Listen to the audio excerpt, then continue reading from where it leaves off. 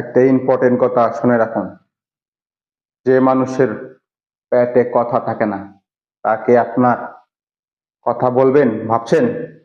সাবধান, একেবারেই না, বলবেন না।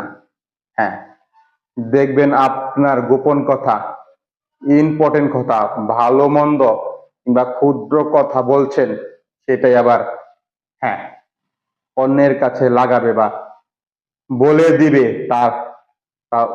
যে ব্যক্তিকে বলবে ওই ব্যক্তির অ্যাটেনশন পাওয়ার জন্য আপনি যাকে বলেছেন সেই ব্যক্তি বলবে। অতএব সাবধান, বলার আগে 10 বার ভাববেন, বলার পর ভেবে লাভ নেই। অতএব ডিসিশন নেন, কাকে বলছেন, কোন কথাগুলো বলছেন, সে কি কথা পেটে কিংবা মনে ধরে রাখতে পারে নাকি অন্যকে বলে দেয়।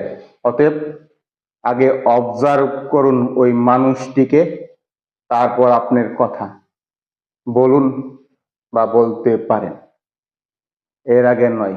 যদি সে অন্যকে কথা না বলে বা বলার কোনো রেকর্ড নেই তবেই বলতে পারেন, না হলে নয়। অতএব বি কেয়ারফুল। Good bye.